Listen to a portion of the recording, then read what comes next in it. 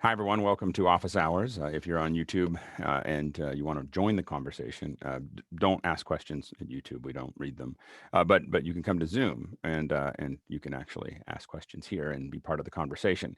If you're an attendee and you are trying to figure out how to become a panelist, you're probably watching here and thinking that you know more, and the answer is you probably do. And so the what you want to do is you want to join the panel with and become part of this conversation. We open the doors at 6. I can't promise anything at 6. We between 6 and 6:40, it's kind of a random roaming conversation about media and whatever else we feel like talking about while we're having tea and coffee. At 6:40, we distribute the Discord link. The Discord link is where you can join almost 800 of us as we continue to talk about this between the shows.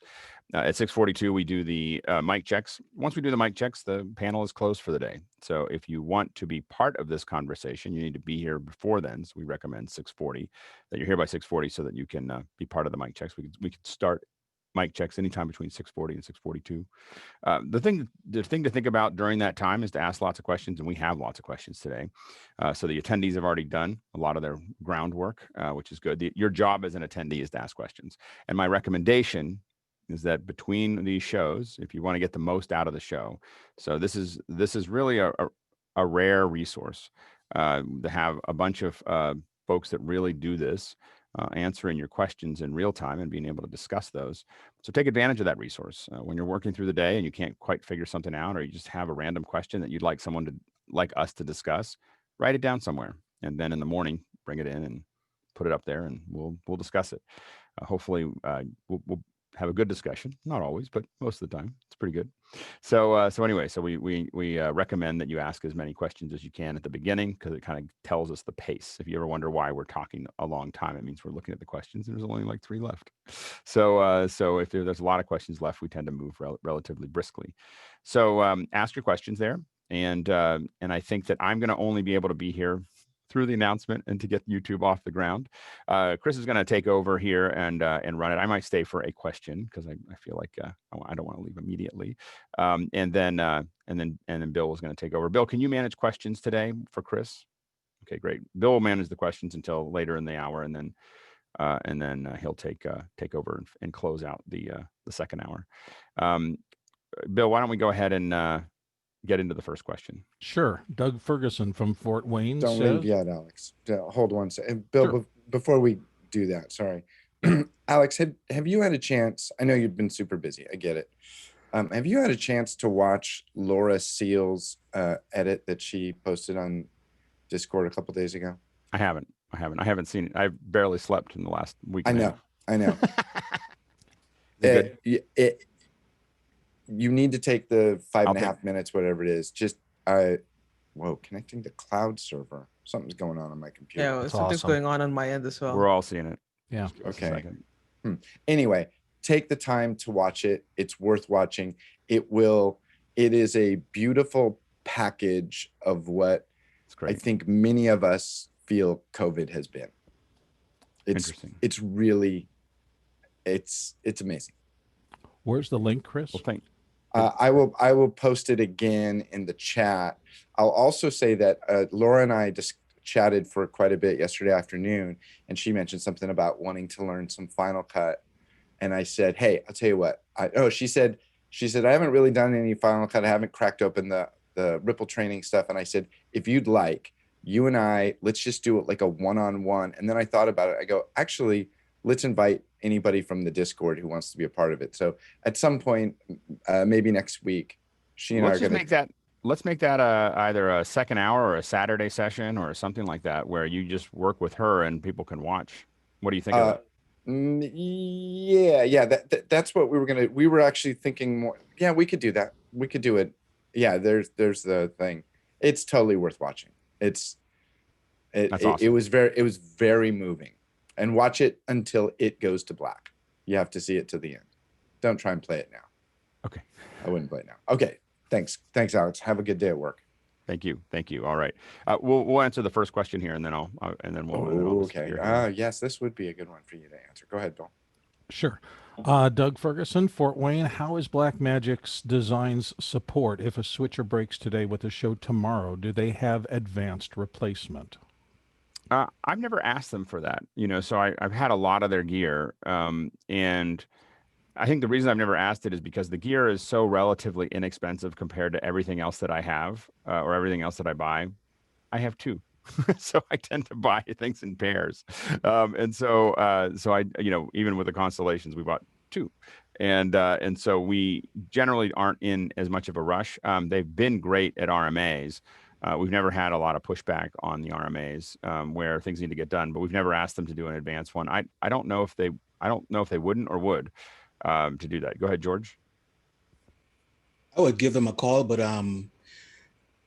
my thing with them is if you're going hostile, you're probably going to get a bit of pushback. But if you really go in there saying, hey, this is really critical to what I'm doing, they're more than likely could give you a quick turnaround. Yeah. The one thing that my experience with Blackmagic's hardware in general is that you need to test it heavily for a week or two to make sure that there's no quirks, especially if it's a brand new product. And that's the case with many products. Brand new products have some weird quirks and so on and so forth. They're the first out of the line. They haven't found all the little firmware issues and everything else. So if you buy a brand new product that is, hot off the presses, you may see some quirks. And we've had that with Sony cameras and switchers and everything else. It's not unusual to Blackmagic, but what we've generally found that is once we have a Blackmagic switcher in, or Blackmagic hardware that has been kind of burned in over 10 days or so, we, unless we do something to it, it works it's pretty reliable after that. By doing something, I mean running it really hot, getting it covered with water. We've done those things. So dropping it, we've done that too. And so there's wear and tear and things that can undermine any piece of electronics. But we found that we've definitely gotten, when the first two ME switchers came out, aux 3 didn't work on any of them. We bought 5, sent back 3, got back 3, sent back 1, got back 1, and then ended up with a bunch of them. But that was like when they first came out. Since then they've been pretty reliable. Go ahead, Sky. I happen to have a very good friend that is also a dealer. So make sure you're friends with your dealer of your Blackmagic equipment. Yeah. I think that buying it through a reputable dealer, especially one that might be in this group, might I think that the service that you might get from, let's say, something like DVE Store, might be that more direct connection rather than a direct connection to Blackmagic might help you out. Go ahead, Bill. And 12 miles away doesn't hurt.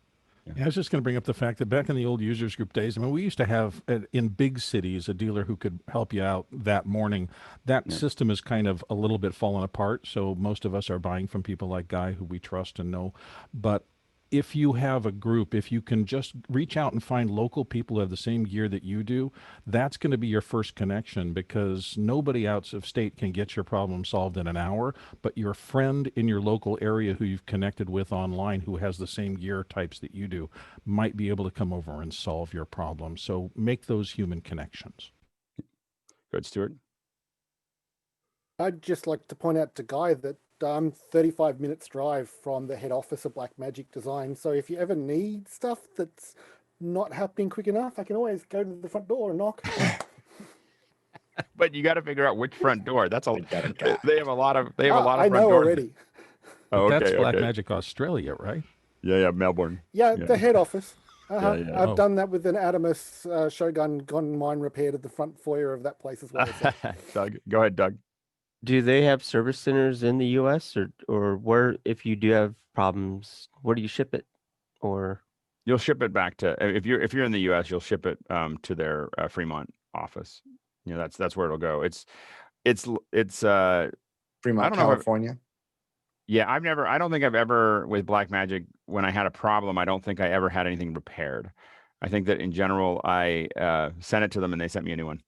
So I don't think I've ever had anything that they repaired back. I think that Blackmagic, I think I don't know if that's the model or not, but I can tell you that I've never had them send me a repaired item. They've always just sent me a new one. Go ahead, Chris.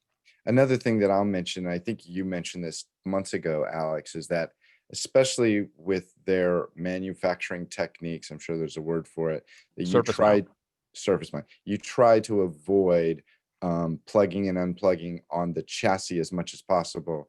You mount it once, you bring it out to an IO panel, and then you stop messing with those. Yeah, I connectors. mean, so the two approaches, the old approach that we had, and still the approach we use with smaller kits, is pass through, pass through patch panels. So those are little that'll go on the back of your system, and you patch it once. And that's when we use that 23 gauge, really thin wire, because it doesn't have to run very far. And we patch it all in. And so it's all patched to that patch bay in the back. And then no one's reaching in. The real hard problem with a lot of the Blackmagic stuff and a lot of things in general is that dense connection. All the SDI connections are very dense together. So when you need to change, number 27, of the inputs, you got a trumpeter, which is this long piece that grabs onto them. So you got your trumpeter in there, and you're trying to get through all the cables, and you're pulling it all out, and it's not an exciting time. So the easier way to do that is to have it run out to a nice, well spaced and well labeled. You use your label maker, and you make a nice little labels across it that say what it is. And then if that breaks, or if someone steps on a cable and yanks that out, it's a couple bucks. If they yank out we had somebody step on a cable on our 40x40 router, and it was just a 39x40 router after that. So this was the older routers that they had, and they told them, yeah, there's no way to fix that. You just, anyway, so you just need to know that taking care of it, and I think that's one of the reasons we've been really successful with Blackmagic, is that we do understand taking care of them. So that, and the two things with Blackmagic is to know they're super reliable as long as you don't get them too hot. So we tend to space them in our racks with fans and so on and so forth. Not every other one, but we don't stack like 8 HyperDecks together. The middle ones will stop working, not permanently, but they'll just turn off. So you have to, it's like a pair of HyperDecks and then a fan, and then a pair of HyperDecks and a fan, and you do those types of things. Now, where we've moved for a lot of our larger installations is true patch panels. We use Bittree non-normal or unnormal, however you want to say that. And that means that I have to put a pin in to connect everything. And I have cables and stuff like that. And what that'll let you do is extend the size of your router. So you have a bunch of different shows, and you don't need all your inputs for this show or all your inputs for that show. And I thought that was really a crazy way to work until I worked in trucks enough to understand why trucks do that. They've got a 256x256 router inside, and then they've got patch walls and walls and walls of patch panels that you use for a specific show. That's an more expensive route. So, I don't think you need to jump into those patch panels immediately. The advantage of those is that if the router goes down or something like that, you can manually patch around it to at least get some signals out. So, but I don't build kits without throughs, without the through patch panels on the back. That's like a minimum requirement for my kits, is that anything I'm going to be plugging in temporarily is going to go to a patch panel in the back. The basic pass-throughs are not expensive and worth every single penny. Anyway, so I am going to now go to work.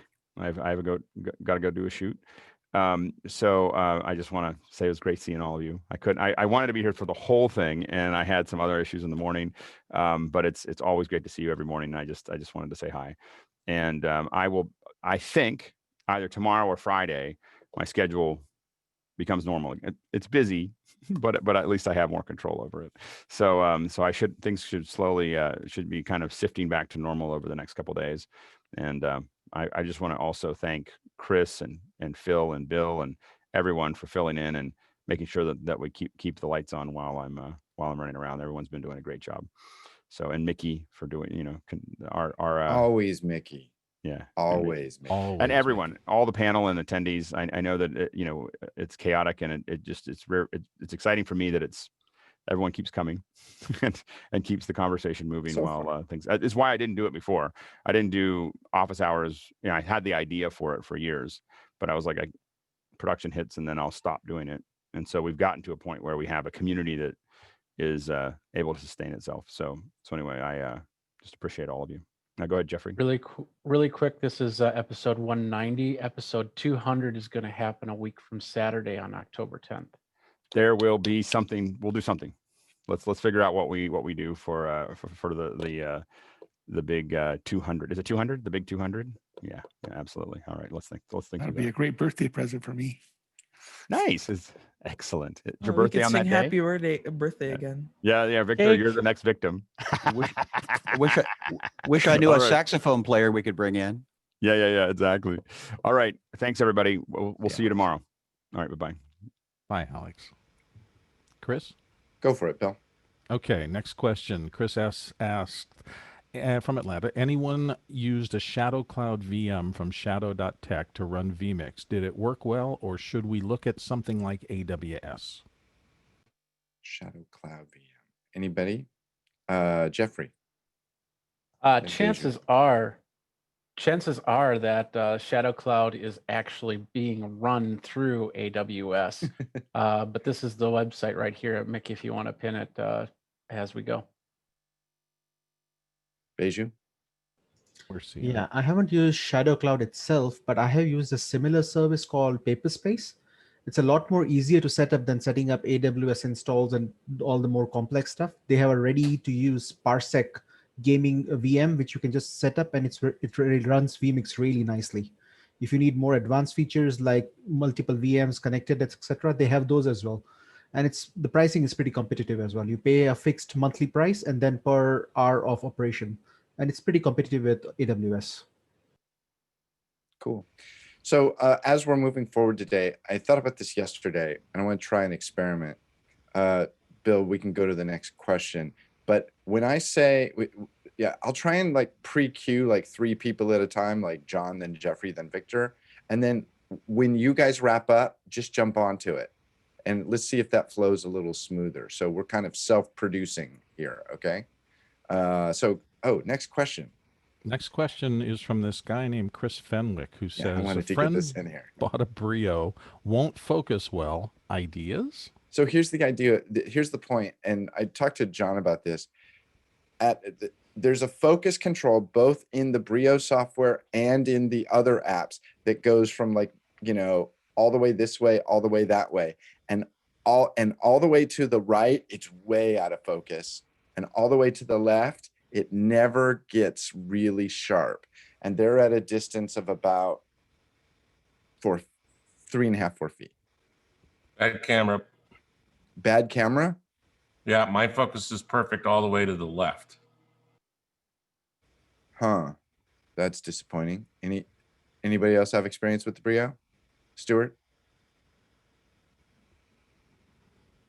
Not with the Brio directly, but if the focus is different side to side while the center's in focus, check to see that it hasn't been dropped in shipping, because that means the lens is actually out of No, we're line. actually talking about, we're not talking about left to right frame. We're talking about left to right of the slider, the focus slider controller. Chris, this is all the way to the right. Yep, that's what hers looks like. And then this is all the way to the left. I don't see you. There we go. Yeah, that's what it should look like. And it's a little bit off of that. Bad camera. Okay, next question. Moving Same solution. along. It's probably been bounced in shipping. Maybe. Laura Seal says, turning original sound on, off and on in Zoom. Is it simply turning Zoom's echo cancellation on and off, or is it doing more? I need a sentence that helps me explain it to a non-technical person and advise them when and why it should be on or off. All right, let's try this. Self-producing. Ready? Jeffrey, Jeff. And then I'm going to talk. My understanding is that you have a frequency range when you're talking. Well, that's always the case. You have a frequency range when you're talking. It expands the frequency range, sending it out to Zoom when because it's expecting music, which is going to run through a bigger spectrum. Jeff? Oh, see. The original sound button actually controls 3 different things. And if you go into the advanced settings in Zoom under audio, you can choose echo cancellation to be turned on and off. You can choose high fidelity music mode, and you can choose stereo. And the original sound button will turn on whichever of those 3 you have checked. For speech, probably what you'd need to recommend to this person is to check echo cancellation. And if they turn that on, they need to be wearing headphones and not be using speakers. What I tell people is that, and this is almost like an explain like I'm 5, is all of the digital things that Zoom will try to do to make you sound better in your space is taking away from the sound at some point or another, and it's trying to just get it down to your voice. Original sound will open all of that back up, and provided you have a good space to be sitting in, you will sound best. That's the way I explain it to somebody who's non-technical. Next question.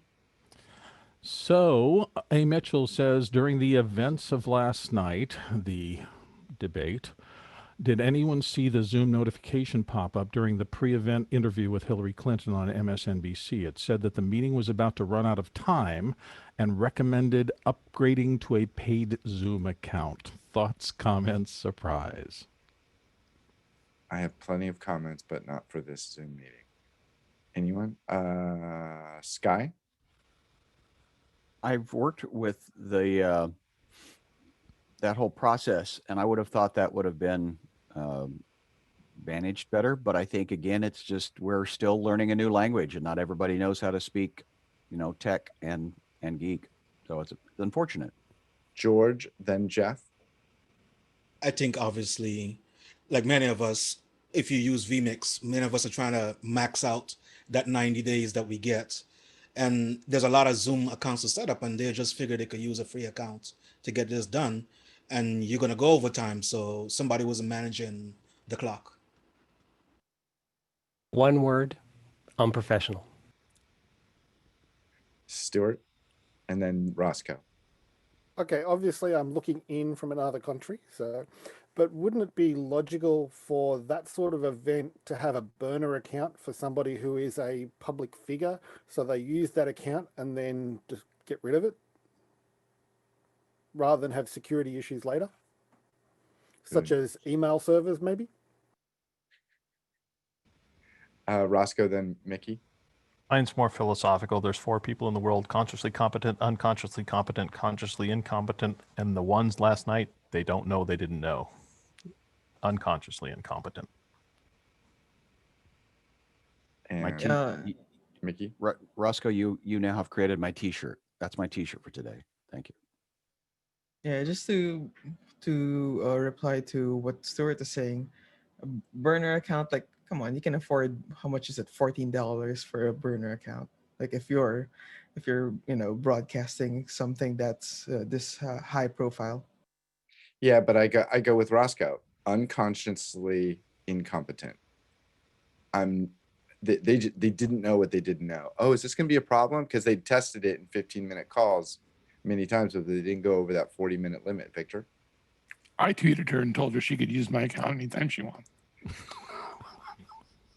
Let's go to the next question. Yes. David, who is in Winnipeg, says, during thinking about picking up a Pyle-Pro PMHMS20, into what am I plugging it in the mini XLR plugin in order to use it with a MacBook Pro 16-inch? Okay. Let's see. Jeff. That model of the Pyle has the 4-pin XLR or the 4-pin TA4 connector that uses with a Shure wireless system. So if you get that one, you need to have a Shure wireless belt pack. So probably if you want to plug it into a MacBook, you need to go with the Pyle that has the 1/8-inch TS and go with a USB adapter, Tech Rise or Sabrent, or what Jeffrey is showing. So Jeffrey's going to go next and tell us what he's showing. But that's not going to go into a MacBook without an audio interface. So we need that as well. Yeah, you need a mixer. This is the TA4F to XLR adapter. It's all you need, and you need a mixer with phantom power for this to work. So can we see the ends there, Jeffrey? There. Well, it's just you have the TA4F, which is one side, and then the XLR, which is the other. Thank you. Cool. Look at that. Multiple cameras, gear within arm's reach. So impressive. I wish this thing didn't switch off a gallery all the time. Is there a solve for that? Does anybody know how to keep it from switching off a gallery? It does that whenever I spotlight someone. So you're So it's you, Mickey. Next question.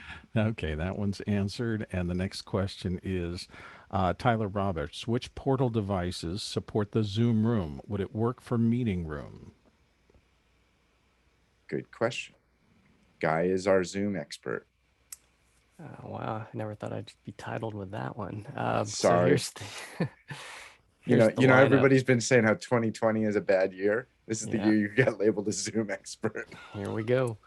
So it's not a true Zoom room, but the underlying software looks very similar. And what we're finding is some of the features as far as being able to upgrade a meeting to 720p. And in fact, this is kind of funny, that Hillary Clinton thing that happened. When you join a meeting like that with a Zoom room, it automatically has a pop-up that says, this room has been upgraded to unlimited minutes. So I found that in a few meetings where I've joined other people's meetings with the Zoom room. So there's some capabilities here that may or may not work like that one, because in the admin, these don't show up as traditional Zoom rooms. You also don't have to pay the $49 a month. So to me, these are just a crazy good deal because it's a camera, it's a screen, it's a microphone. The microphone blows. It's a surveillance device. It's A great. surveillance device. So do all three of the ones of the four that you're showing, those three, are those the ones that bump you to a Zoom room? From what I'm reading on the Reddit Facebook group, these are the three that are working. The TV Zoom, still the isn't TV one that Paul isn't has supported just yet, but it might be. There's some people going back and forth as to if it's by going to be this much, supported. Paul. And without your knowledge, it's a Russian reality show. John, I just missed out, Chris. Wow. John. So the Portal Plus is the only one that has the USB to HDMI out for the second monitor, or the USB-C to Ethernet in case you need to use Ethernet with it.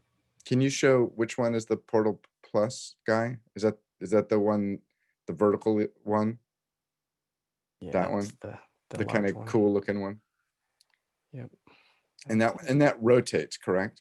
In fact, it only works in the rotated mode. That's the portlet. To do it as a Zoom room, you have to flip it. You mean the screen rotates or the camera? The screen rotates.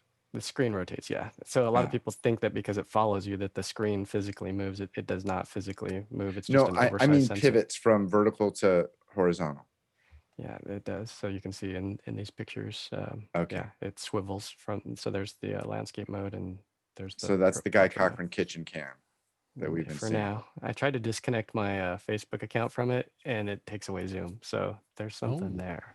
Hey, Guy, can you post a link to that? Sure. Thanks. All right, let's go to the next question. All right, moving along. Doug Ferguson, our own Doug Ferguson, says, anyone use the openGear products and can share experiences? Stuart. Doug, can you mention the I product? need a new mouse. openGear is well, for anybody who hasn't been in broadcast, they're rack-mounted equipment. They're boards that slide in that allow you to have different functions on the boards, whether they're things like op amps or signal amps or distribution boards and what have you. BMD make stuff that fits in the openGear rack. AJA does. Most of the broadcast manufacturers do. It's really a matter of which one suits your purpose the best as to which you get. But again, it's aimed at broadcast level stuff. You use it in control rooms and in distribution centers. It'll be in the same rack as your Vision mixer or your router. Clearing definition of BMD Blackmagic Design, right? Yes. Copy that. Yep. Copy that. So, you know, Doug, and I'm going back to your first question about support, Blackmagic support. I would be very interested, and we can all raise our hands who are, you know, quietly and very loudly rolling our internal eyes when Alex says, "Oh, I just buy two." Me. Sure. So I'd be curious about the robustness and the reliability of the panels versus the racks, because buying two panels seems more egregious than buying two of the racks. Stuart? I'm sorry, I totally sidetracked this conversation. Yep, but that's a fair comment. You find the same thing with openGear racks as you find with EVS machines. If somebody slams the daughter boards in and out, the back panel breaks. Again, it comes down to the people, and you make sure that people don't break things and don't abuse things, and they last long. The slot at the back that the openGear stuff goes in, it's probably it's closer related to, say, an ISA slot from an old IBM XT than it is to anything else. They're really rugged pieces of design when it comes to things that slot in and out compared to, say, a PCIe slot in a modern computer. Okay. Well, for us, most of our, I mean, I'm buying gear that's going in our production truck. So I need stuff that can be bounced around going 70 miles down the highway. So, when I look at gear, I need to make sure that it is reliable. And if I do have problems, what's the service like? And, if I have something go down today and I have a show in 2 days, I need to know that the company is going to back me up, because I can't be without, and I don't have Alex's budget. So, Doug, do you think you've had issues in the past just from, like you're saying, driving the driving the gear? yes, I have definitely had to pull out computers and reseed cards and such all the time. And if I turn on the truck and a computer doesn't come on, like, oh, okay, something like the graphics card came loose. So yeah. Right. Jeffrey, then Sky. Yeah, I've had that problem doing a lot of travel, and Loctite is your friend for the screws, of course. And anything that I can open up, I'm really happy to purchase, because then I can look into it and see what the problem is before I have to wait 2 hours for a tech to tell me how to open it up and take a look at it. So, and reseating cards, yeah, that's the toughest one, because you could have it tight, you could have that screw down tight, and it still unseats for some reason. I love the Loctite solution. I guess I'm philosophically ranting about the difference between consumer and professional. HDMI is not a quote professional plug, but it's what we are now having to work with. I love the grimace on Bill's face, but maybe he just had something to eat. Whatever. The question is, how often are you going to take it in and out of a truck or a car or something like that? Because some devices, Chris, for you that never tears your equipment apart, I mean, all of the consumer level is perfectly good because you're not unplugging and plugging things back in, that human factor. So consequently, that we've all become production studios in our second guest bedrooms. There's become a whole consumer opportunity of selling us something at a much cheaper price. But if you're going to be using it, taking it in and out, you may want to consider that, or just get a lot extra what do you call it? Loctite, or my favorite parenting style is duct tape. George, then Stuart, then we'll move on. So Doug, one of the things I do is identify where if you're gonna go beyond your area, identify in those areas that have rental houses that have the specific gear that you're using. And you're starting to find out a lot of BMD gear is coming online right now. For a lot of us, lens rental is a good source. And I'm just speaking about lens rental because a lot of us are using even ATM minis, and lens rental's got a ton of those right now for rent. You might not want to rent one, but if your job is critical, you might want to just go ahead and rent that piece of extra gear that you could have on hand.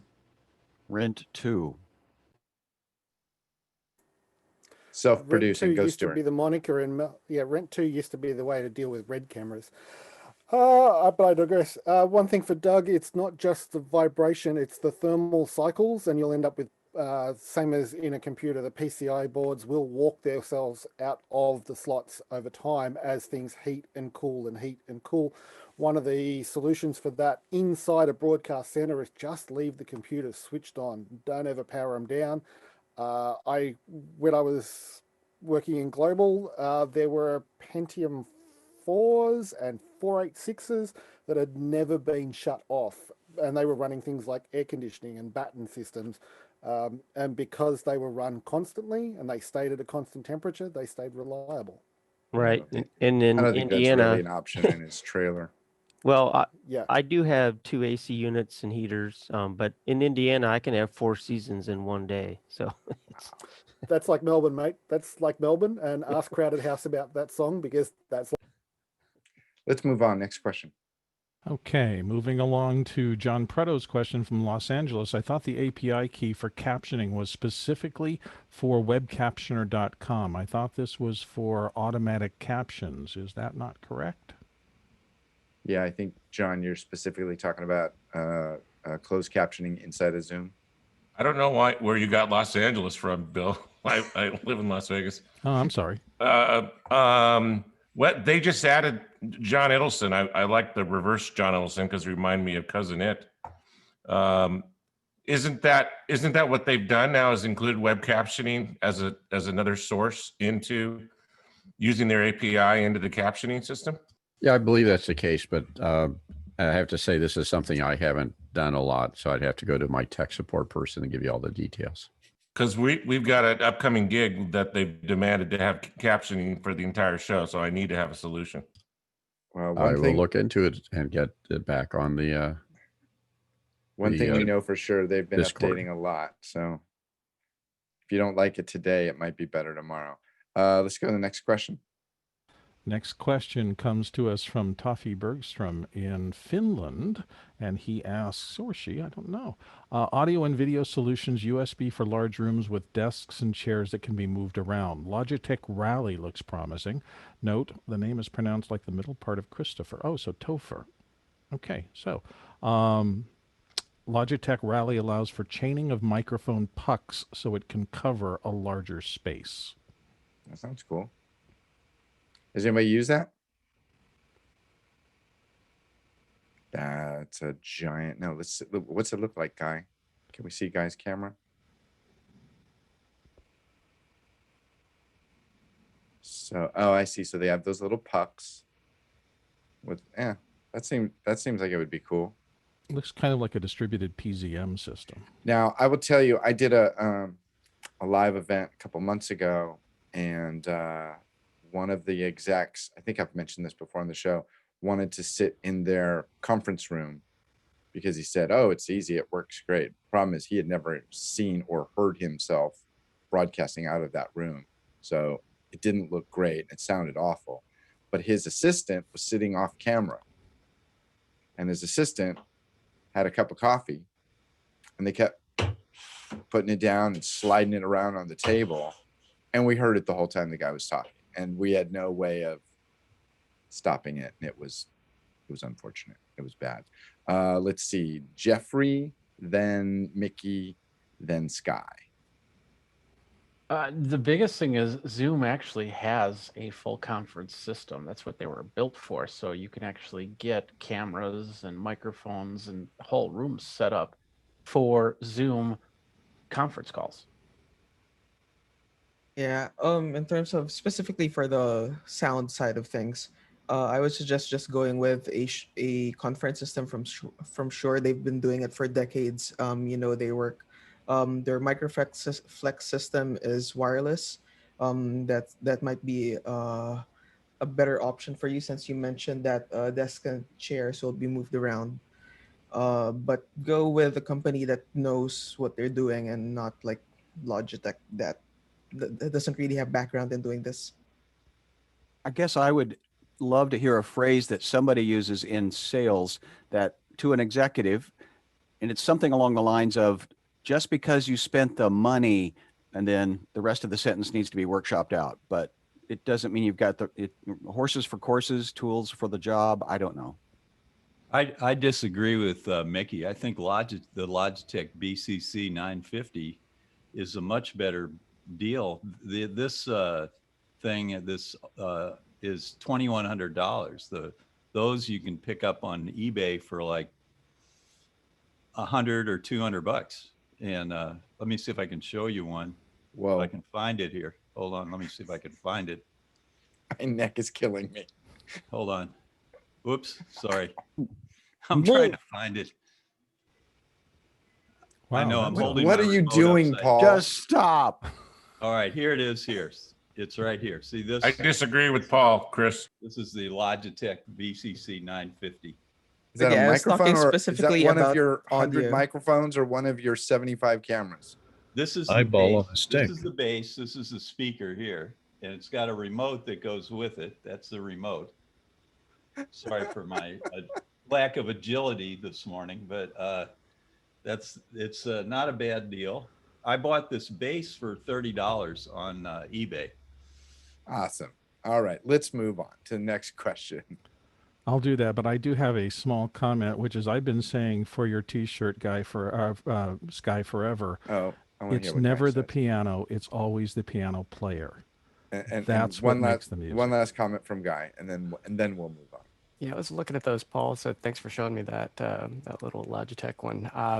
There is a spot on the Zoom site that is all about Zoom room design. So if you want to look at the different speakers, they start at the little 2 to 7 and then go all the way up to the big stuff. But there is some interesting stuff with Shure mics and all kinds of crazy stuff. But there's links in here, so I'll post the link in the chat, and you can take a look through there. And there's lots of really fascinating solutions with Bird Dog NDI and some complicated Shure DSP stuff. So it gets crazy. So take a look. I've done some live streams through Zoom rooms, and they do a great job in noise cancellation. It's just amazing sometimes. Paul, you've had all your children. We're friends on Facebook, so I'm just glad you've had all your children, because you must glow. You must glow by the time you walk out of that wire cage. How do you know I've had all my children? How do you know that? Hold on, John. I'm just going to follow up with Guy and just do the normal plug that I do. We're about 2 weeks away from Zoomtopia, and there will be sessions specifically. Pitch. Yeah, well, the things that Guy was discussing about, there will be a lot of discussion of that, and there's a lot of work going in the audio space. As we know, Zoom added the high quality audio for music, and that's added a lot of focus and emphasis. So Zoomtopia, sign up, it's free. All right, now next question. Let's listen to Bill. Our own Tony Mobley says, I am not able to see my MacBook on the Atem Mini Pro connected to the USB-C to USB. Any suggestions? Mickey, then Jeff, then John. So we had, I think at this pre-show a couple of days ago, we had a little back and forth with Tony in terms of setting up his MacBook Pro with the atem, and he wasn't seeing the atem as a webcam source in his MacBook Pro. That's because he didn't have a USB cable plugged in between the two devices, but he did have an HDMI coming out of the MacBook Pro going into the atem. So if you have an HDMI cable coming out of your MacBook Pro going into the atem, it shows up as a source, as one of the 4 inputs on the atem. Now, what you might have done is you might have taken out the HDMI cable and replaced it with a USB cable. That a USB cable will allow you to see the atem as a webcam in an app like Zoom. Now, if you want to go like from your MacBook, go into the atem, switch to it, and route it back into the computer, you'd need both the USB cable and the HDMI cable plugged in. All that coming from an audio guy. That was impressive. Who was next? Jeff, I think. Yeah, Mickey's got it that the HDMI is video display from the Mac to the atem, and USB-C is from the atem to the Macintosh. USB-C is a bidirectional communication, but the only thing going the other direction is control. The actual picture only comes from the atem to the computer via the USB-C as a webcam. If you want to see what the atem is doing, you can open up in Zoom, you can open up your settings and see your image, and you can also just use QuickTime to see what you're getting as a webcam input. In QuickTime, you would make a new movie. Sorry, John, go ahead.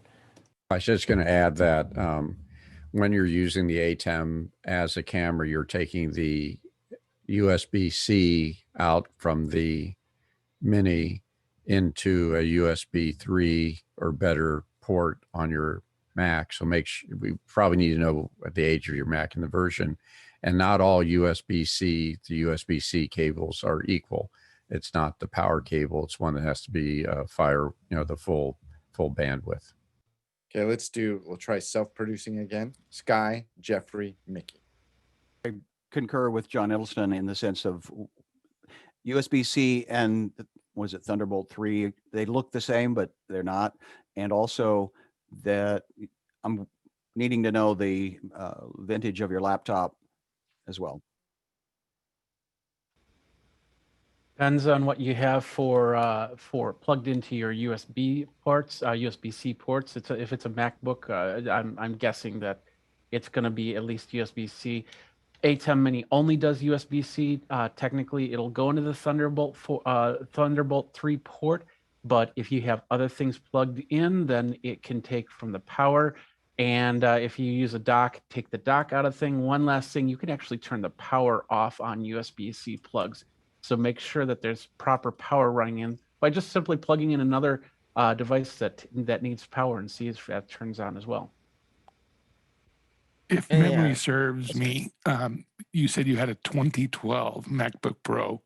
If it's a mid 2012, then it does have USB 3, which is a requirement for the atem to work. Let's go, Mickey, Beju, Courtney. Yeah, I mean, I just want to add that if Tony is really struggling with this, I'm sure a lot of us here would be willing to jump on a call with him and guide him through it. We'll do a second hour tomorrow. It's called Fixing Tony's Problem. No. One thing, just that I think the original Mini is USB 2. The controller is USB 2, not USB 3. The Pro and the ISO have USB 3. So the Mini might actually work with an older laptop. I'll see if I can check it here with one of my older 2011 Macs. But I suspect that should work as a webcam, because if you look at the 1C, that's doing 1080 over USB 2 as well. So I think it might work. We just need to make sure that the cable is correct. We don't know what we don't know. Let's move on. Okay, next question comes from Robert Baker, and he writes, I ran our production yesterday. In-studio co-hosts, some integration with Zoom guests sent to TV to interact with the host.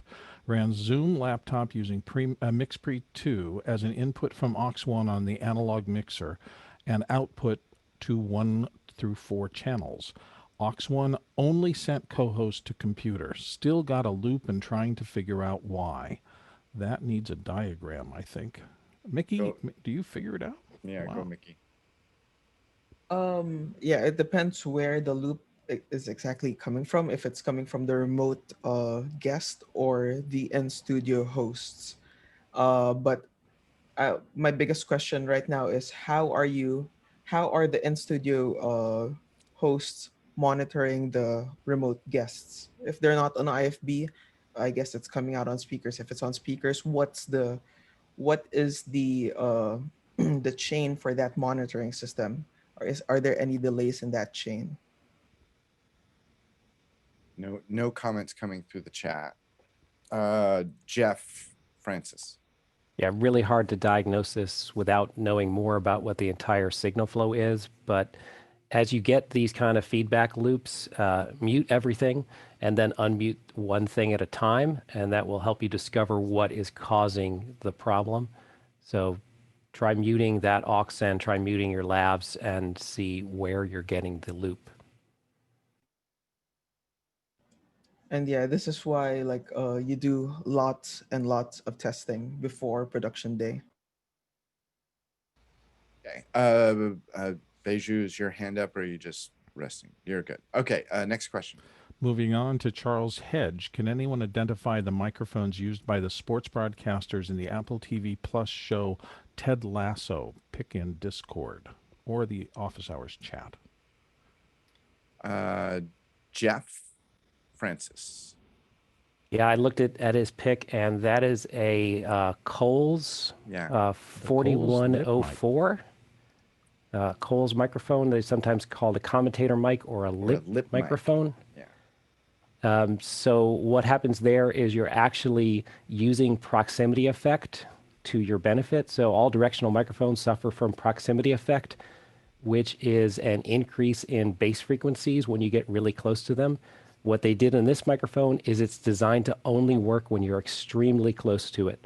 So when you get any sounds that come from farther away, have very, very little output and especially no low frequencies. So having Jeff, your lips right on it.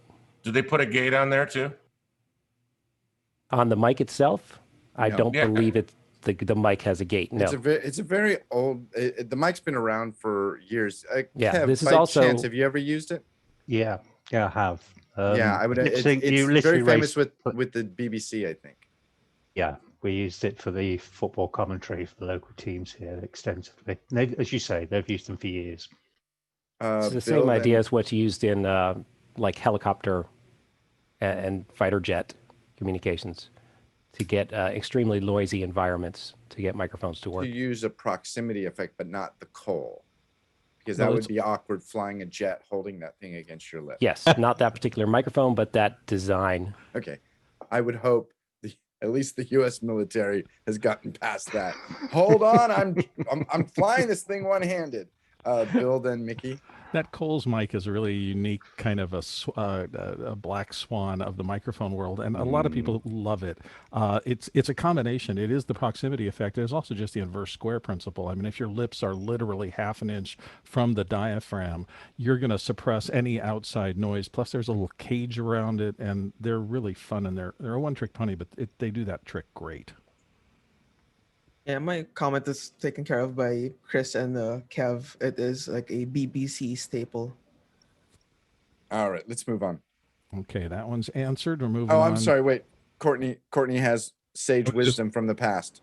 Unfortunately, I've got noise in I need that noise canceling microphone. Well, a lot of them, those are based on the noise canceling microphone. I'm not sure if this one does noise canceling microphone characteristics of having two diaphragms in it, one facing forward and one facing rearward, and having them summed out of phase. And so in order for that to work as a noise canceling mic, you've got to be much closer to one element than the other element, and that way it achieves its noise cancellation with inverse phase cancellation.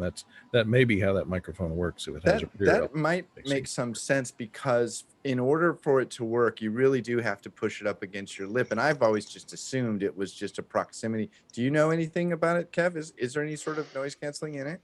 I'm not sure about noise cancelling. I don't think there is. I think it's purely based on the fact it's so close to your source, i.e. your mouth. And I think it's a ribbon. I don't think it's a standard diaphragm. I think it's ribbon too. Mickey says thumbs up. All right, let's move on. Okay. Fun mic. Philip Oler has a simple question that will not cause any debate at all. The best lav mic for an iPhone under $100. Oh, that was irony. Just a tiny bit. John Idelson, and then I'm going to go to Paul Wallace because I want to know what he has to say. We've had a lot of luck with the Rode Smart Lav Plus, but it needs an adapter, obviously, to get it into the iPhone because it no longer has the microphone plug. But that's one that we use, and I forget whose adapter we use, but I'll look for it. Somebody else might be using one also. I don't know why you went to me next, because I didn't have my hand raised. Yeah, but I know you have a couple of mics that plug into one of your phones or your watches or something. Not really, but the number one seller on BHP Photo, I had to look this up real quick because you called on me, is the Rode Smart Lav Plus lavalier, $79. Clip-on for iPhone and Android. Great signal to noise. If you read quality the whole recording. thing, Paul, I will come and get you. Jeffrey, next.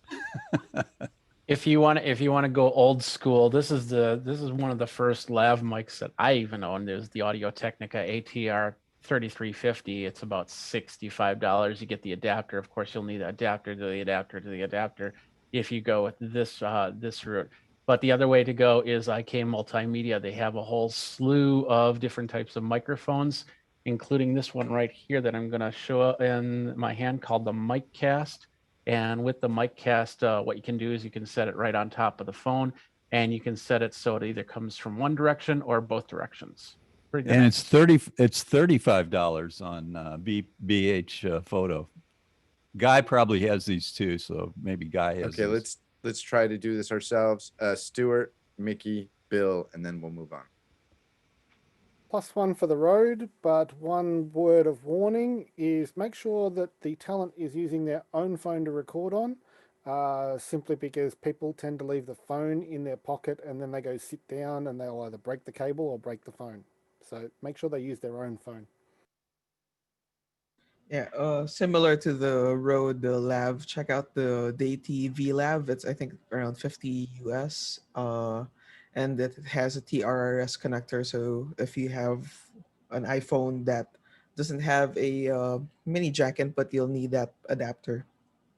Yeah, that was actually going to be my comment too. Just make sure that your interface has been thought through, because obviously iPhones changed from TRRS little 3.5 millimeter things to Lightning, and then after Lightning came USB-C. So you're eventually going to have to get the chain into the phone. Do the phones now have USB-C? Is that a thing? Negative. Oh, they don't? I thought the new. Not until October 13th. Anyway, Okay. so that's answered. Now they're going to Let's have go to the next question. Next question, Robert Baker of Rockville, Maryland says, any recommendation on inexpensive one-side earpieces to go along with a Polsen BCPM1 passive belt clip personal in-ear monitor amplifier? I think we should know what that thing is. Can somebody look that up? Is that not just the Polsen mic?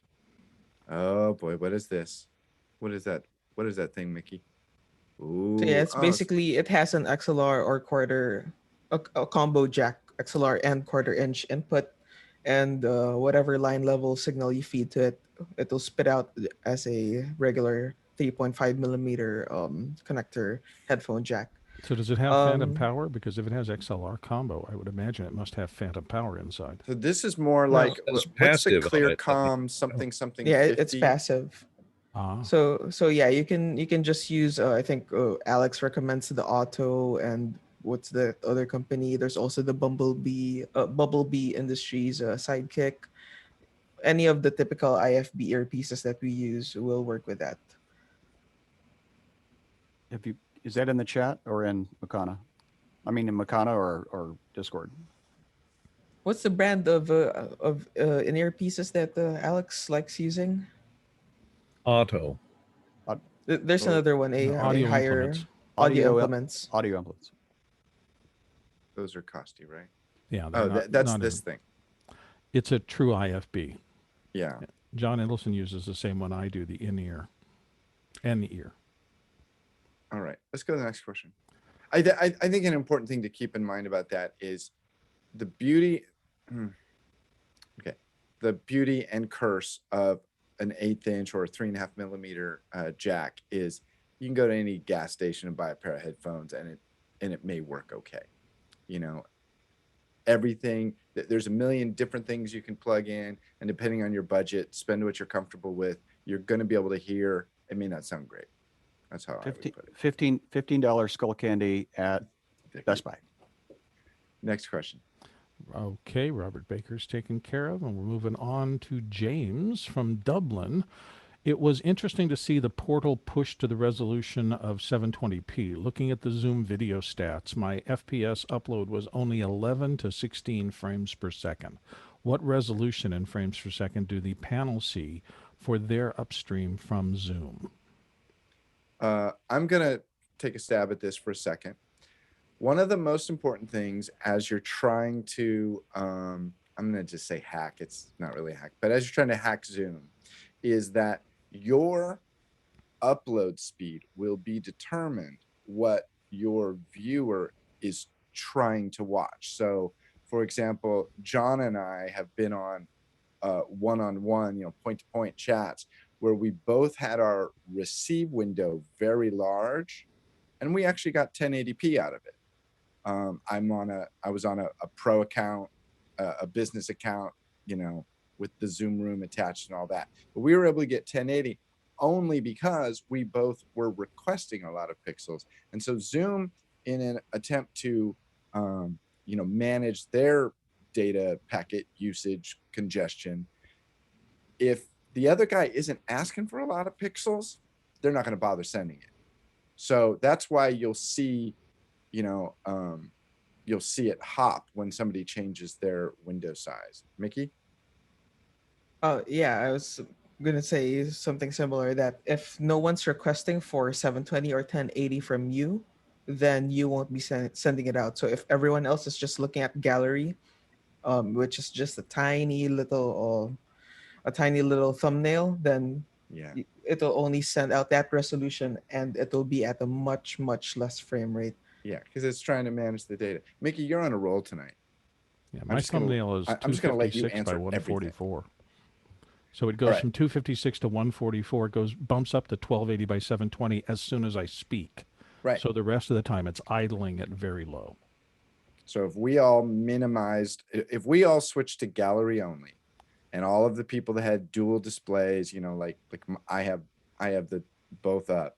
If we all shut those, your send would never bump up because none of us are asking for a lot of pixels. Next question. Okay, so that one answered, and we're moving on to Charles. Victor's getting ready to play us out. Charles Hodge. And Charles Hodge in White Lake, Michigan says, what is the ribbon mic and what is the advantages and disadvantages? Oh, boy. Let's go to Mickey and then Jeff. And I'll then let the Courtney. music people take care of it. Okay. And Courtney. Jeff, then Courtney. Ribbon mic uses, essentially think of, if we explain like I'm 5, the diaphragm of the microphone is a piece of aluminum foil. And that moves because it's very, very light when sound hits it, and a large magnet is around it, and that makes an electrical signal come out of the mic. So what's its advantage is that very, very light diaphragm moves easily, and it tends to have a nice flat frequency response that is a little bit smooth at the high end. So us music people tend to like it on things that might be somewhat harsh otherwise in other microphones.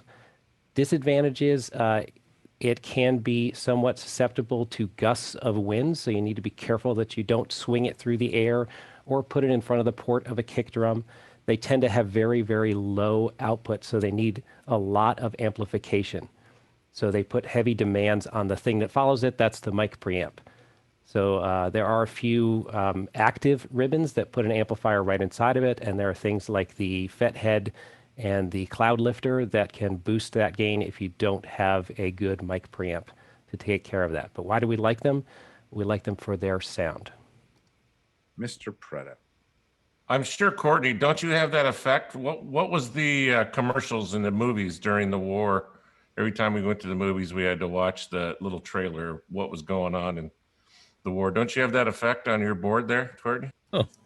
Oh, I don't think you mean the old-timey movie effect. No, I don't think I have that one. But yeah. Those were all ribbon microphones, weren't they?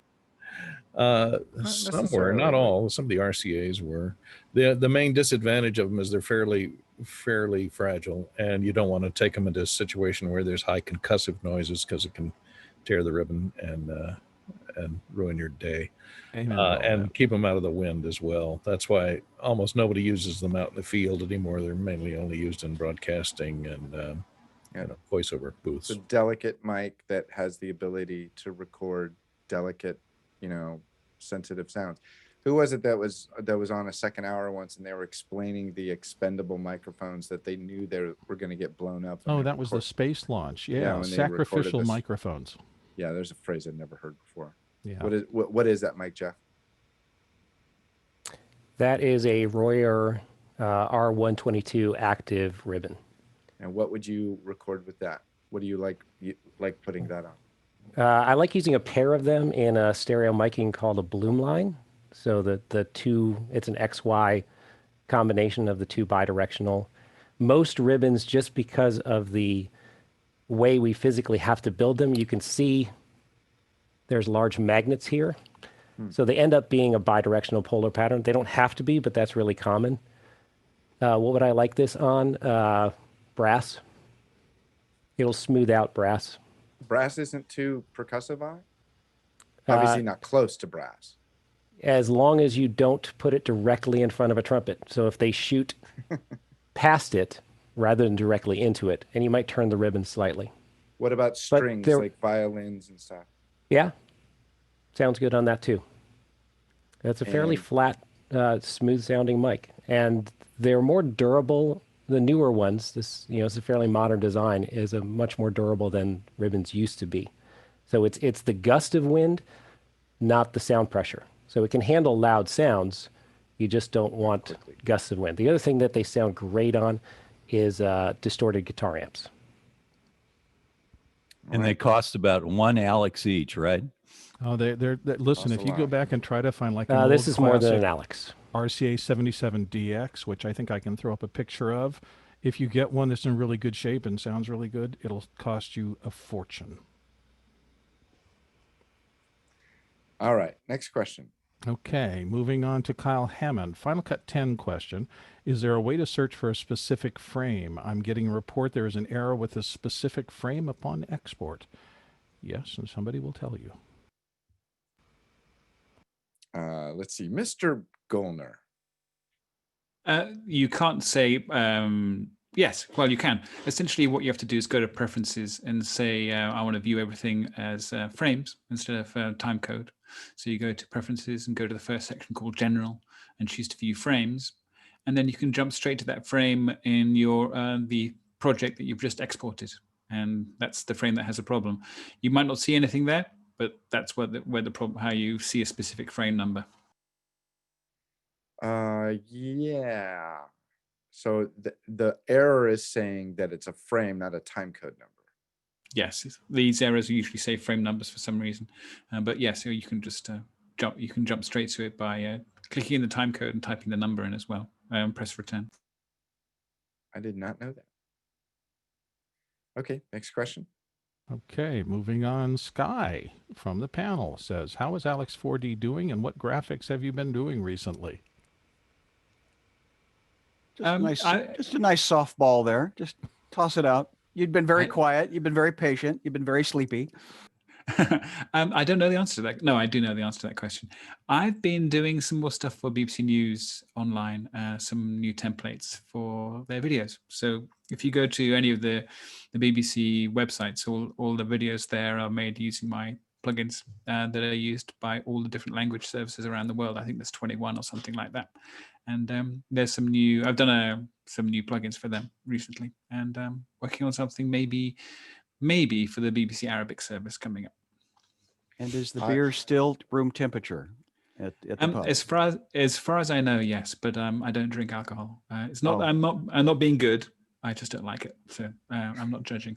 That never stopped me either. So Alex Golner is a treasure to the Final Cut 10 community. Amen. Next question. Okay. That was that. And we're going to, Tony Mobley says, I got it to work. Thank you. Awesome. We're all excited 190 for you. days later, we solved something.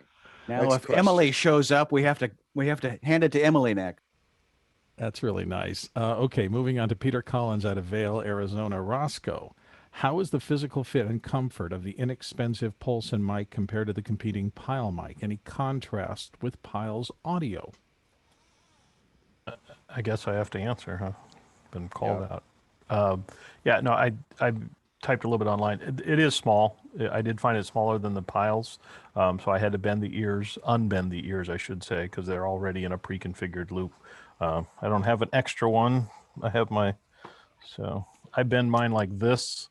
I don't know if that's showing up. Yeah, I guess it is. Hold it a little higher.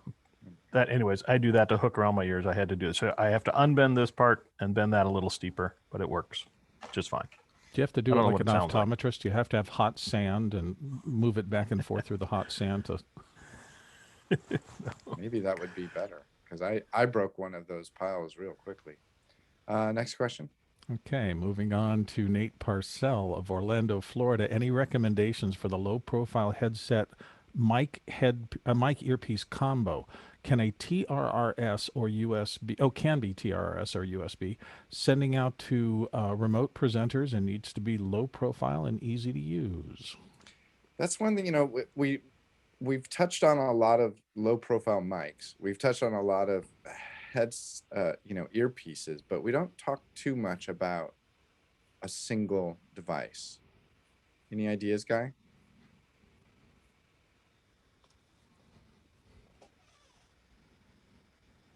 Anyone? Oh, Mickey, sorry. Isn't there isn't there a DPA like 1 unit thing? Well, they do say low profile. They don't say low cost. Yeah. Yeah, DPA and low cost do not go in the same sentence. I generally. think this. I'm taking low cost as sending out to presenters. To me, that's synonymous with low cost because you may not get it back. And We just have for the not touched general on- group, we are out of questions. We got a couple more left in the queue, and that's it. So we may be ending early today, unless somebody has other questions. All right, let's move on to another one. Okay, moving to. Oh, I'm sorry. Hold on. Wait. Stuart patiently raising his hand, and then Jeff. I have a question about the questions not appearing in the chat while the questions are being read. That would probably be my inadequacy as a question wrangler. I have to move them into a different place to get them over there, and I'm trying to learn a little more about this today, so I'm trying a couple of things. That means I'm probably bobbling it a bit as we go. So You know what? I would on like me. to. I think Alex could probably answer this quickly, but since we do have some time, let's knock out 2 more questions. And Jeff has something to say, and then let's do a little experimenting with that. Jeff. I still have one option for Nate. I don't know if it's low profile enough, and it's not a headset mic, but that's to go with a set of like earbuds. So these, I'm not speaking on these at the moment, but these are the Panasonic Ergo Fit. So there's just a standard set of wired earbuds with a TRRS, and they have a microphone in line with them. So it's not right up at the side of the head. It's not a headset, but it does droop down there. And is it low profile? Well, you do have a couple of strings come out of the ears, so they don't go back behind the ears. But it's $15, so you send it out to someone and you don't get it back. You're fine, and it works. I did a recording with with something like that. Basically an iPhone headset the other day, and it was a short record, luckily, and I felt bad because I had actually asked this guy. I said, "Do you by any chance have a headset?" He goes, "Yeah, hold on." He went to his other room, got his headset. We got off the computer mic, the client on another Zoom window from later. I was like, "Oh, that sounds so much better. I'm so glad we did that." Then we started to record, and his mic, an iPhone rests around in the airspace underneath your chin. This one was a little lower, and it was bumping on the button on his shirt. I was like, oh, not clean show word here. And so we got to the end of it, and I pointed it out. I said, it's not horrible, but it's there, and somebody's going to point it out. And the guy like lifts it up. He goes, "Oh, I have this little clip." So we took the little clip on it. We were able to lift it above his button just a little bit, put a little bit of slack in the ear hangers. It was frustrating, but we recorded it again. It sounded great. Courtney. And to Jeffrey's point. Courtney, then Sky. Okay. Yeah, if you're going to go down the wired phone headset route, I've had these Altecs. They're Altec in-ear earpieces. They have a microphone on them. They also have a little button for controlling, answer phone, etc. And they're a TRRS. And it has, you may not be able to see it, but it has a braided cord, and it is indestructible. And most of my other headsets have gone by the wayside, but I don't know if you can still get them. Altec, I vote for that. You say indestructible? Well, they haven't broken yet. Sky, then Jeff. Is it your birthday? Did you get that knife? You've just wanted to play with it. So no, okay. I used it because I was opening the box. I know, and which it's always in my pocket. If you need a hammer to do a screwdriver's job, you got it. Hey, Jeff Francis. Also, can you not dress the earbuds over the back of your head? But then again, that would put the mic back behind you, or most of us don't talk out of the back. It's going to move. Head. I do that when I'm using. So I've seen you do that. Yeah. Yeah. Now I'm speaking on. I should be, and I'm going to tap on this and annoy you. You are. I'm speaking on that microphone. So if I switch back to my headset mic, so now I should be on this one. So you can hear the sound difference between the two of those. So this is the built-in earbuds. So under $20, you get headset and microphone hanging right here. TRRS plugs right into my MacBook, easy to use. Just for grins, dress it over the back, see what you think. Don't think that'll. Well, we're talking about aesthetics in theater. You can and hear we've got, me. like, I cannot hear you at the moment.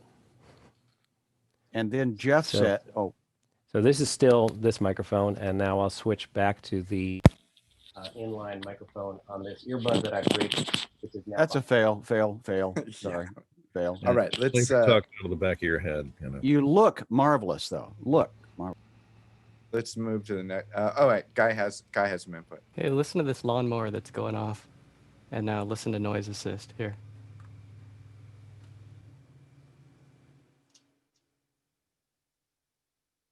Yeah, you were fine at about 10.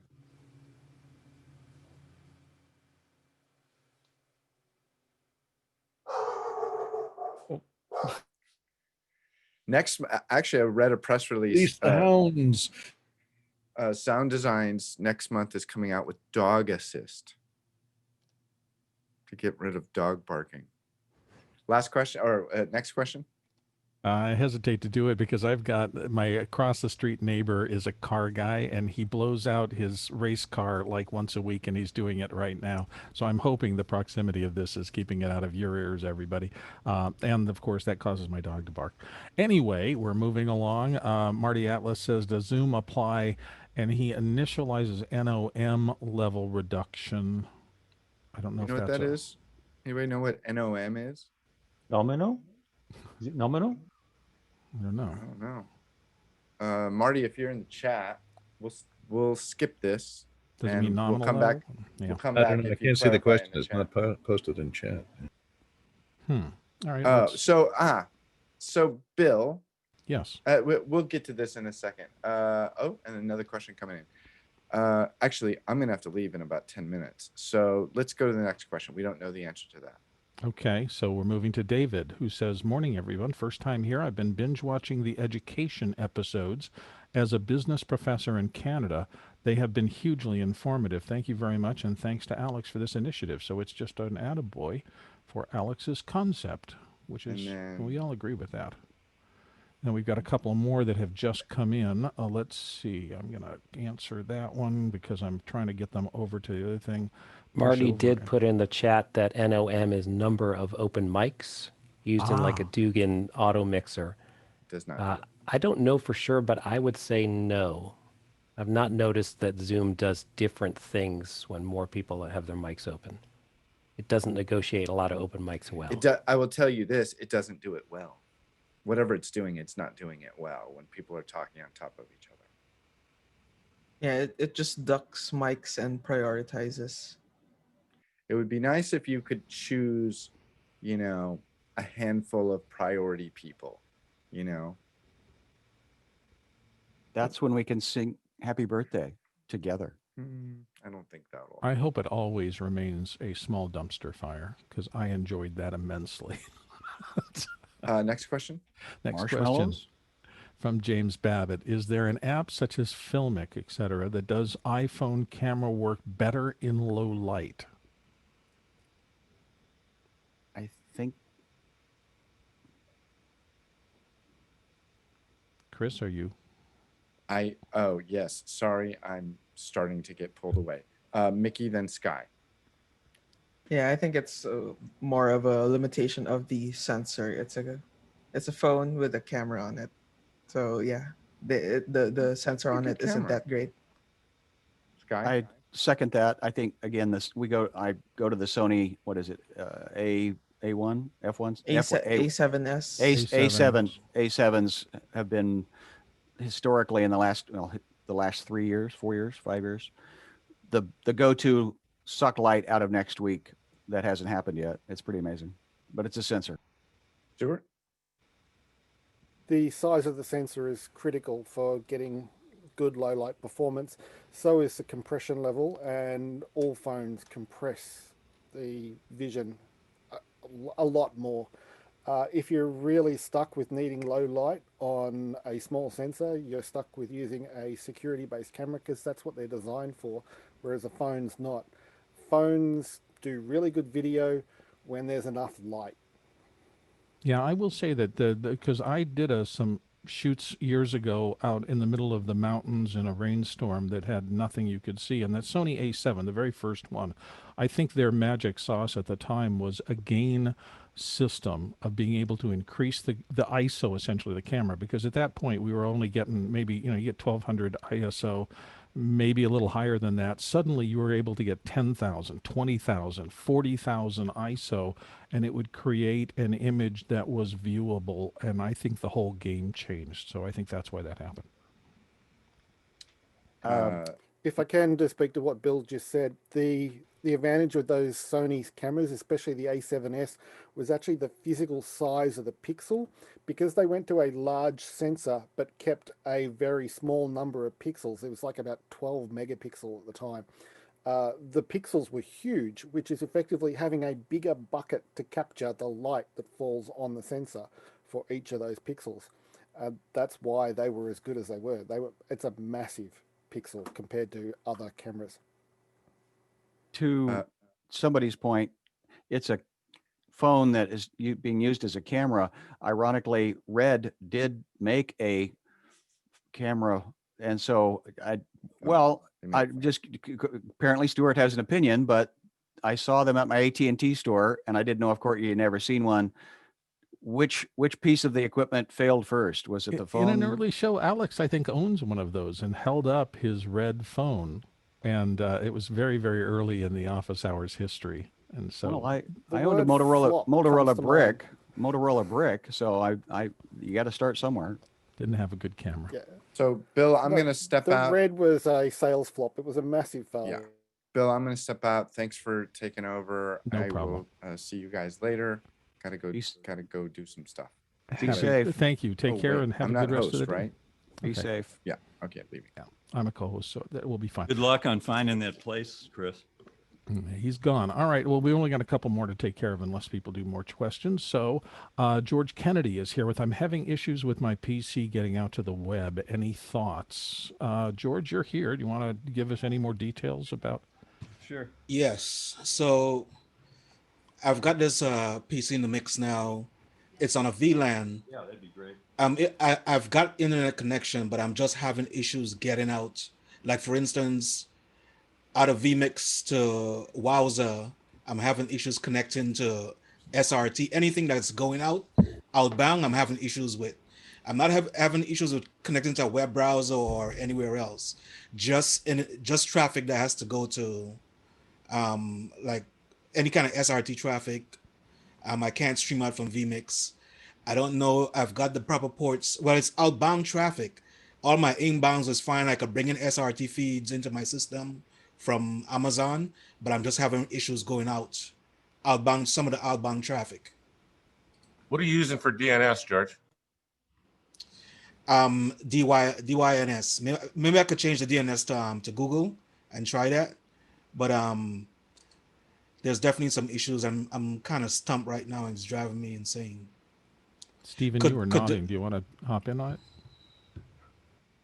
Yeah, just because of weirdness, I always start with Google, live on it for DNS. And sometimes you can find flaws in corporate configurations when you do that too. You got a big thumbs up from John Preto for that suggestion. So for those, the only reason I used I have DYNS for just because I have FiOS, and obviously I'm using a dynamic. I'm trying to keep my same IP by using dynamic, but maybe I should just change all my DNS and see if that works. Okay. Well, you've got some good suggestions there. I think you've got some ways to look at things. Let me hit that as answered and move on to Laura Seal's question. Can somebody explain the difference between the J ISO and the Pro ISO boxes by Radial Engineering? And she puts a link there. Does anybody use that Radial Engineering stuff and have any direct information on it, or want to imagine? Mickey?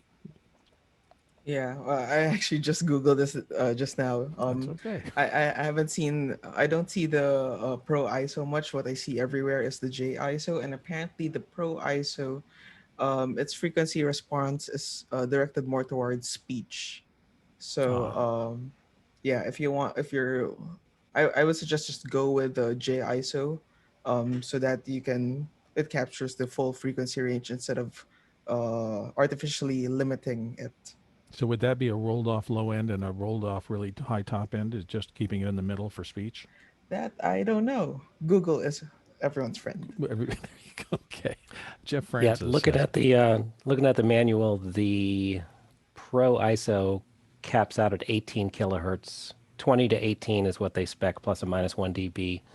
And the J ISO, 10 hertz to 50 kilohertz. So I imagine that's the J ISO just has a much higher quality transformer in it. Yeah, it's using Jensen transformers in the J ISO. That would be the J. Okay. So that's an actual answer. If you need better bandwidth and more clarity, you definitely want to go with the J ISO over the Pro ISO. Okay, we've got another question coming in. So let me hit that. And this is from Ranjan Chandi of Los Angeles. I have a 18i20 Scarlett.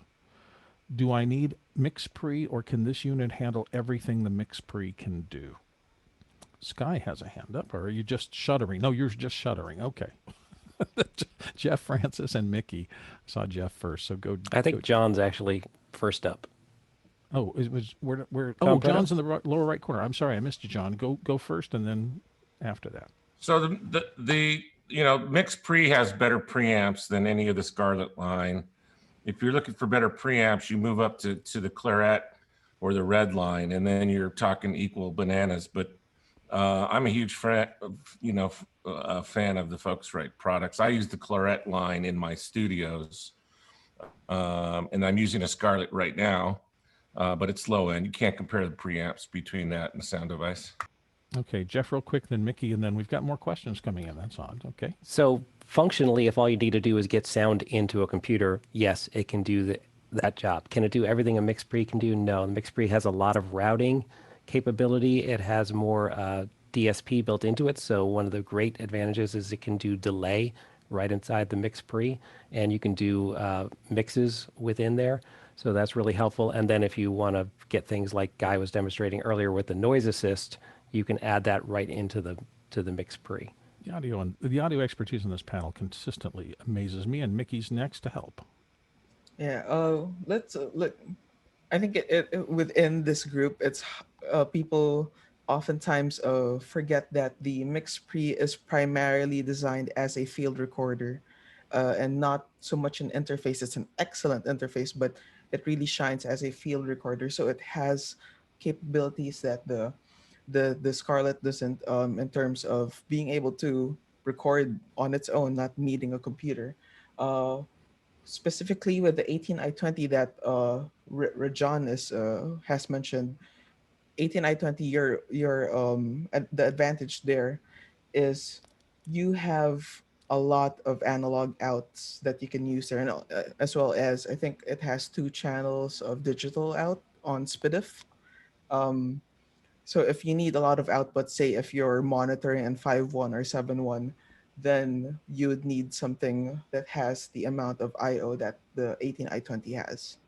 Mickey, you've changed my life. I've always said SPDIF, and that's way too complicated. I love SPDIF. I'm using that for the rest of my life. Moving on to the next question, we have James Babbitt in here. I have a Sony A7-III. My camera overheated, and after around 10 minutes of video recording. What are some solutions to avoid overheating the camera during video recording? And no, a bucket of ice water will not solve that. Sky, go ahead. Get a different camera. No, I'm sorry. It's just that was the original DSLR issue.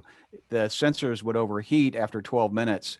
And that was, I don't know how I assume they fixed it, because I'm recording on my Panasonic for, 45 minutes to 3 hours. So that's my answer. Get a different camera. Sorry. Go ahead, John.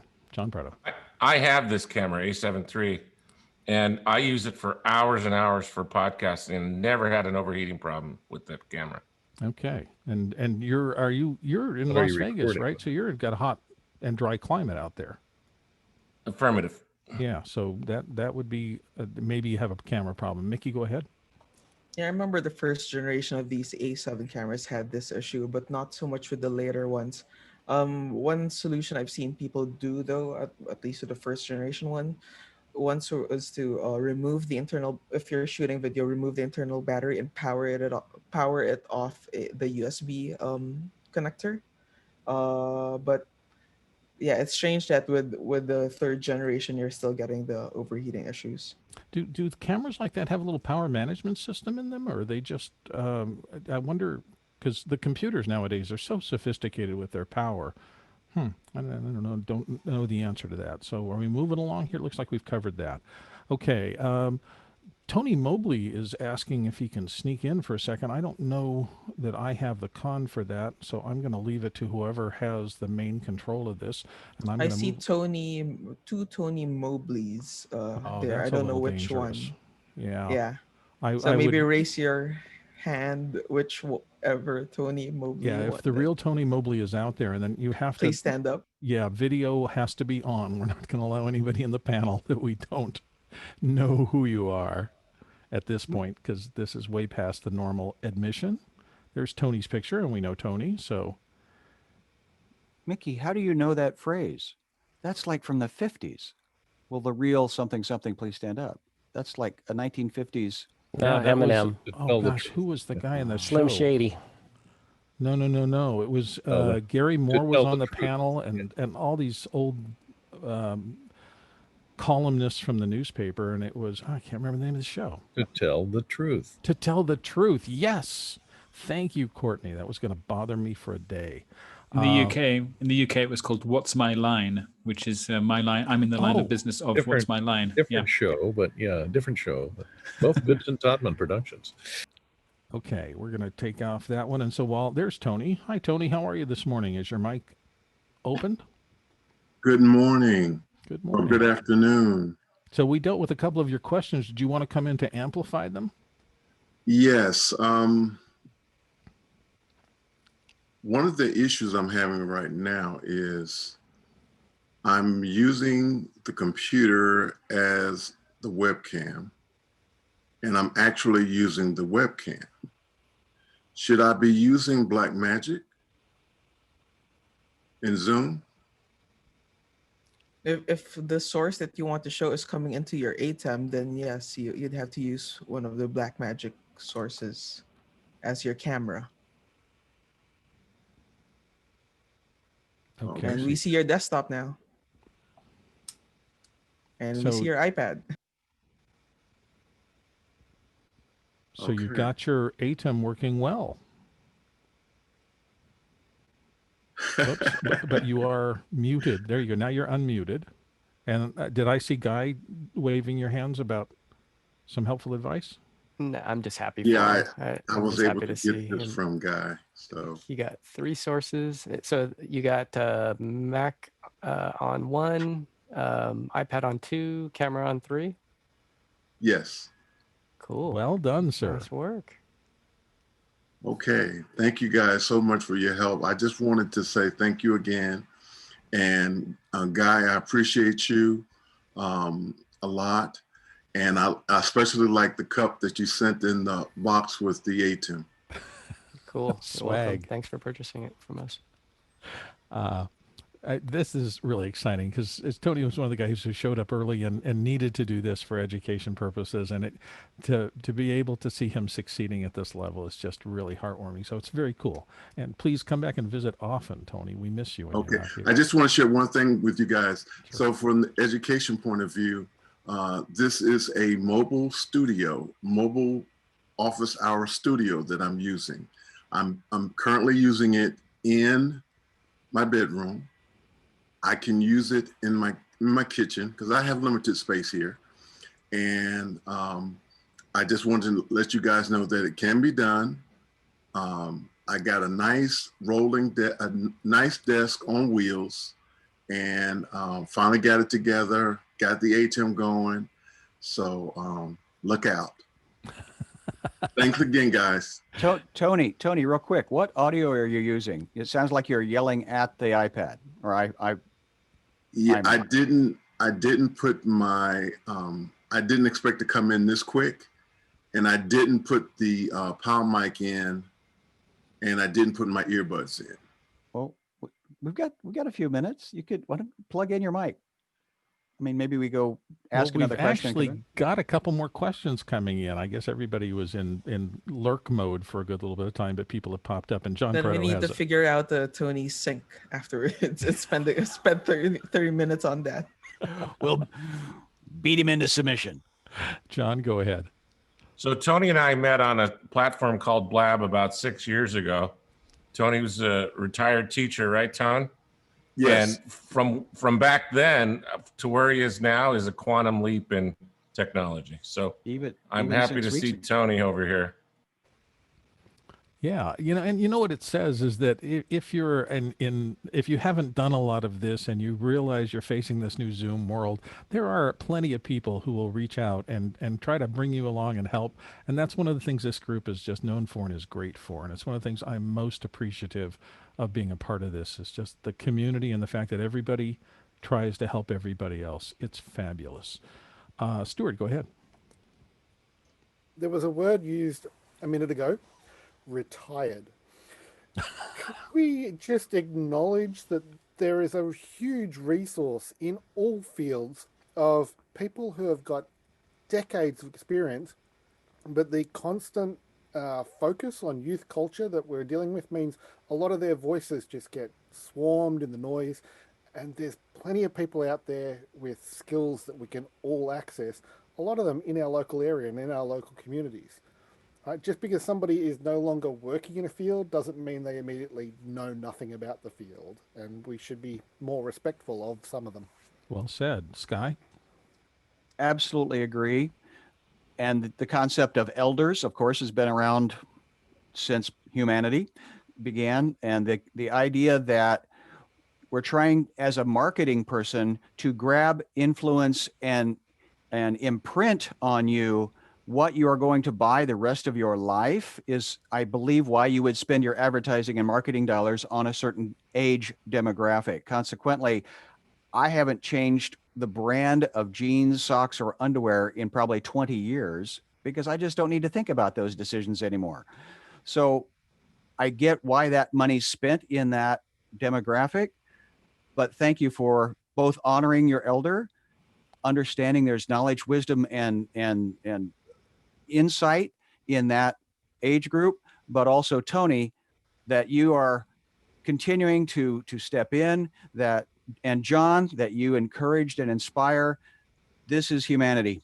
I'm so glad for you people. Okay, very cool. We actually have questions piling up behind this, so we're going to move along. The next question comes from Paul Shadwell. Final Cut Pro 10 question. Is it possible to create a project template?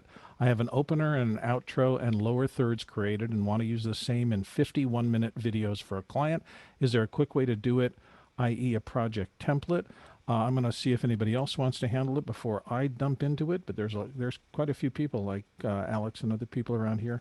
Or do you want, okay, well, I'll take a shot at it. Yes, there is ways to do that. One thing is you can establish a library that has the opener and closer elements, and then whenever you want to do another episode, essentially, you can duplicate that library and just start with that afresh every time. So that's one way to do it. Libraries in Final Cut Pro 10 are self-contained islands, and they don't talk to other libraries.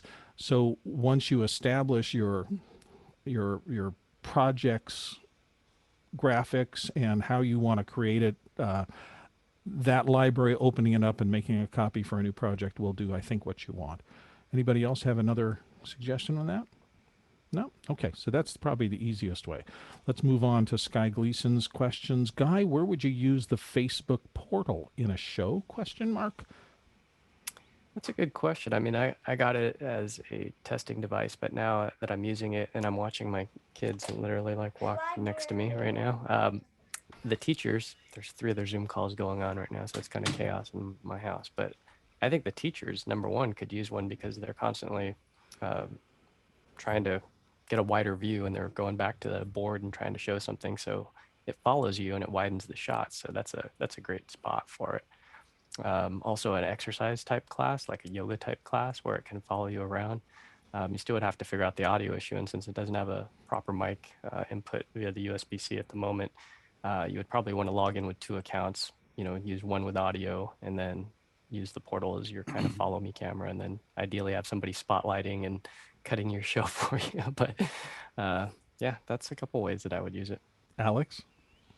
I don't know about the Facebook portal, but using something in a similar way. Has anyone played with the recent Insta360 camera that actually has you plug it by USB into your computer, and then it will actually use person recognition to pan around inside a wide-angle frame? Does anyone been doing that? No, It's an Insta360 camera. I thought Jeff was raising his hand, but I think he was saying goodbye. I think he has other things he had to go do. Anybody else has an Insta360? I know it's relatively new out there, so it doesn't look like we have anybody with direct knowledge. So Yes. maybe come back during the big show when we have, when more people are here fresh, and particularly those who do that. Sky, you had a comment? Well, with regards to replacing this as a PTZ option, and Guy, you say it can HDMI out into an atem, and so it becomes just a fourth, or a camera source. It has HDMI out, so yeah, you can feed it. Typically, you would use that for pinning or second display, like some whiteboard or something like. I guess I'm trying to put it in a kitchen set and follow that be my fourth camera person, and that just follows a wide shot out.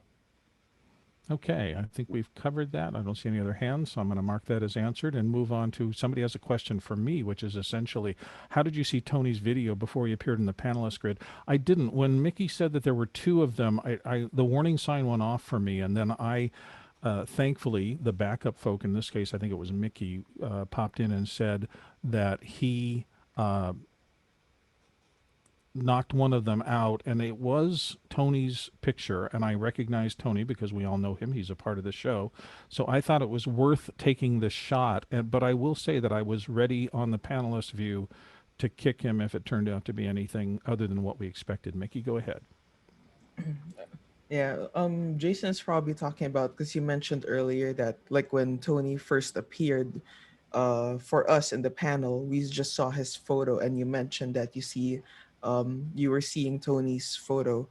If if the video of a panelist is turned off, that is only visible to panelists, but not to the attendees. So, like if I turn off my video now, the panelists will still see my box there, but the attendees don't see it at all. They won't see an empty box. Yeah, and I'm also trusting on the fact that Zoom itself has put a lot more, what's the right word for it, validation for people coming into Zooms than there were in the early days. So I'm a little less worried than I used to be about Zoom bombing, and I think there is less of it out there in general. Oops, that's an interesting video feedback effect. I feel like I'm in an old They're trapped in another dimension. Oh my God. That's right. Okay, we're going to move along here, I think. Jason Fitzgerald just asked that question, and so we are moving to Mike Burns out of Spokane, looking to use multiple cameras for my Zoom setup. Any HDMI switchers out there for less than $100? Amazon is littered with tons of them. A remote would be nice. Anybody use HDMI switching? Mickey, did I see your hand coming up, or was I? Yeah. Like Mike might be confusing like HDMI switchers, which are typically used for like home theaters setups wherein you have multiple sources going to a single like display or television, with a switcher that is used in production. With a switcher that is used in production, you want all the connections to actually be active and live, and you can quickly cut between them. Instead of a switcher that's used for a home theater system, where each time you switch it, you have to do a handshake. Yeah. In the old days of the difference in the old days, a mechanical switch is not going to switch at what's called the vertical interval. This is a real switcher understood the signal come in, and it switched at exactly the right moment to make sure that the video didn't become unstable and roll. Video switchers take care of all of that through a system called gen locking or synchronization of the signal. And so it's just a different set of equipment. It's more expensive to build that kind of stable switcher than it is a passive little box with switches. So when you get down into the under $100, you're probably just dealing with a switcher. Let's do Sky and then Roscoe and then Courtney. Well, I'm also curious if these cheaper ones are from security cam concepts. I mean, I remember the Radio Shack, the hard button switch that Bill was talking about in the old days of plugging, you know. And whenever you switched cameras, it would roll. Yeah, of course. You'd see the vertical interval. You get a above. sync roll, yeah. Yeah. Oh, remember it well. Roscoe? Next. Literally outside the box would be to just put another account into Zoom and therefore use Zoom itself with the pin command or the spotlight command and use it as the switcher. And that's clever. Courtney? Yeah, that is a good idea. Yeah, for under $100, I think you may have a problem finding anything if you that's other than a mechanical switcher. But if you find something that has a persistent EDID or something where it, and that's what Mickey was talking about, where it handshakes every time you switch HDMI. It's required by the Motion Picture Association of America to make sure you're not switching to a recording device. So there are some out there that have a persistent EDID so that when you switch, it looks at that handshake signal and gives it the same numbers for each one of them, and therefore it shortens the time or eliminates the handshake, so you can switch quickly without it going black and trying to negotiate the resolution and DCMA. You know, the So we're going to go to John Preto, who has hand up next, then Mickey, then we'll go up to Stuart and Sky. Go ahead. Hey, Mike Burns, at this budget level, what I would consider is using OBS and 2 web cameras. I think that's your cheapest solution. Mickey? Yeah, I agree with John. Going back to what Courtney was saying, those switchers that have persistent EDID, it would still have to do a resync to the input that you are switching to. So the time it takes to switch is shortened, but it's still there. You'll still get black frames.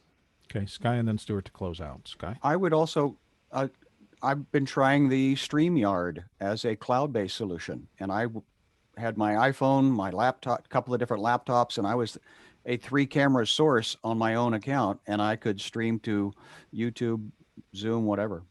Okay, Stuart? StreamYard. Part of the problem might be actually the search terms. While we were discussing this, I've just gone through Amazon and what have you. Don't search for switcher, search for HDMI mixer. The switchers are literally all the home theater style devices and what have you, whereas a mixer is like a vision mixer itself, and you'll get a completely different set of responses. The other thing is change your sort terms so that you're searching by price highest to lowest, and that will make sure you're only seeing broadcast devices first before it starts to filter in all the little knockoffs and junk items and what have you. Good advice. Tony Rubley has his hand up. Tony? Just wanted to see how I sound. Can you hear me? Yes, absolutely.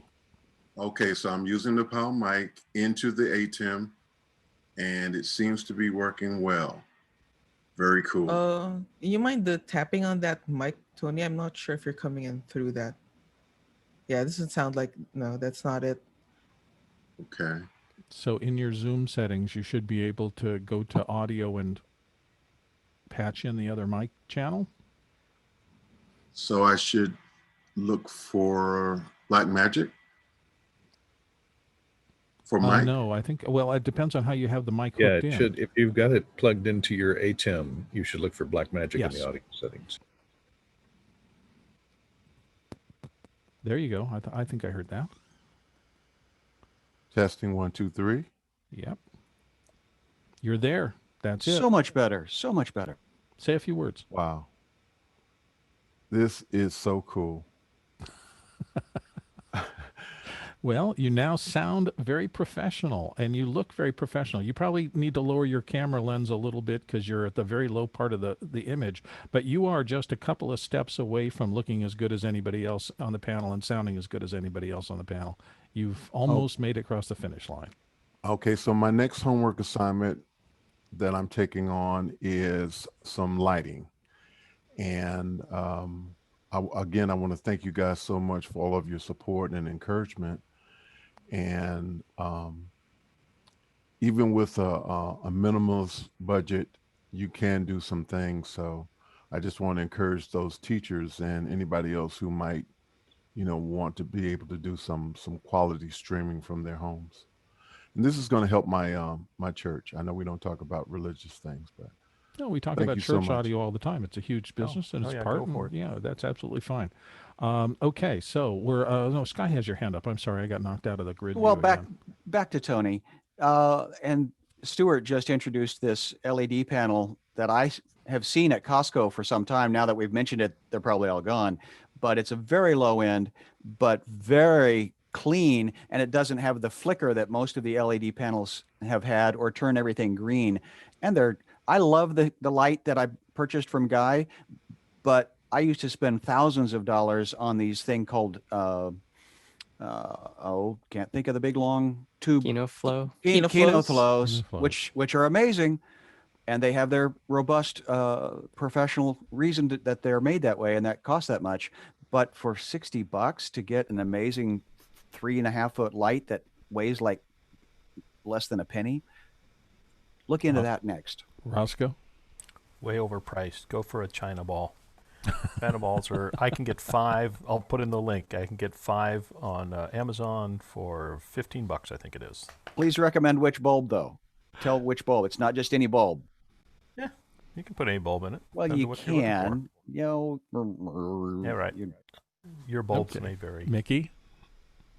Yeah, for a lot of situations, the more affordably priced lighting solutions would suffice. But if you're doing more specialty stuff, say if you're shooting high speed, that's when you'll want to go with the more professional grade lights.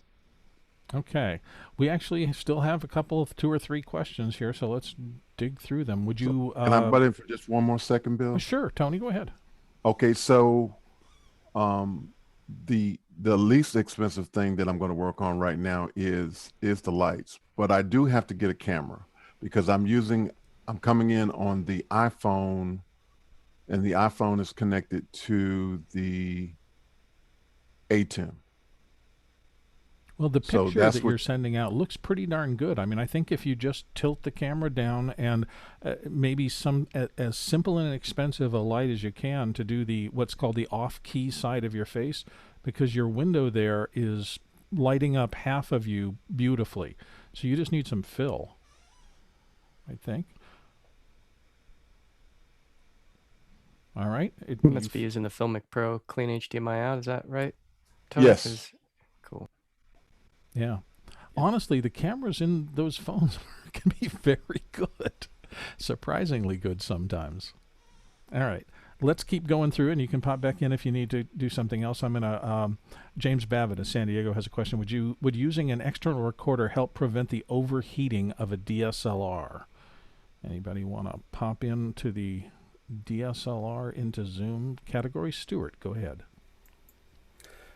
It does actually depend a little bit on the brand of the DSLR, because there are some that have had a history of overheating, especially Sony's Alpha range. But anything that you can use that takes processing power away from the camera and puts it in another box also reduces the heat that the camera will operate at. So yeah, an external recorder will help. So that's a tip. I don't think we have anything else. So let's move along to the next one. I'm going to kick that into the answered bucket. And Paul Wallace from the panel again. Any thoughts on the new Amazon products, including the drone cam that flies around your house? Oh, that was an interesting thing to see. Who wants a drone zooming around your living room? My cats would love that. I know. You know, that's weird. That's the first thing I thought of. They'll just go crazy. Yep.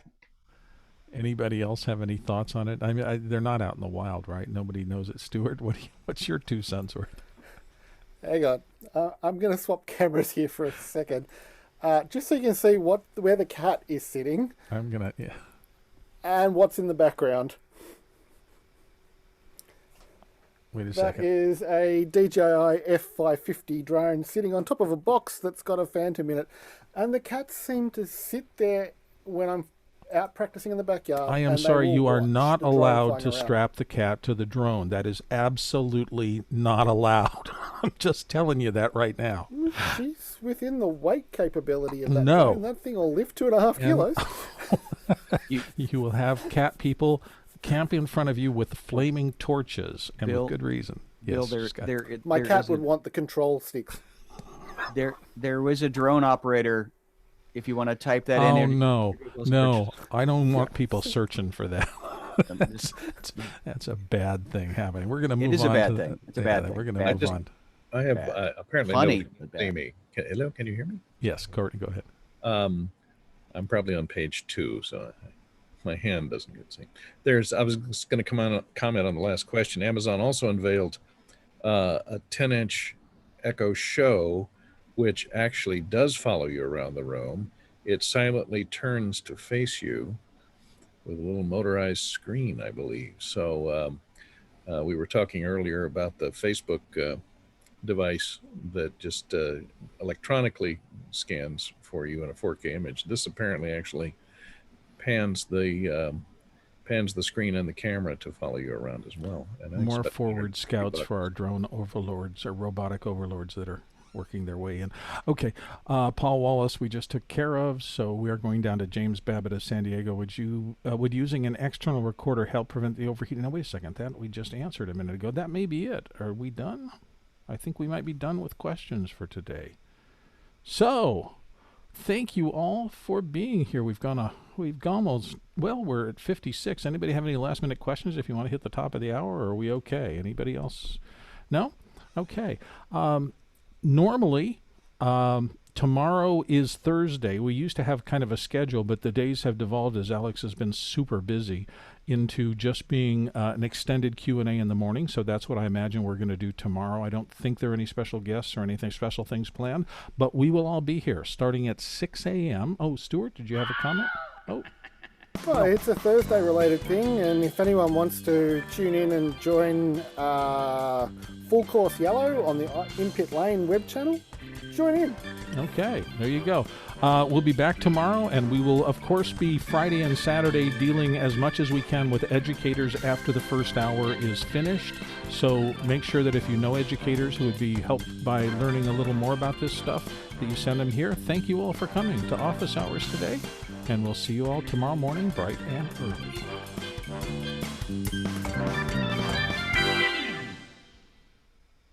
Happy Tony.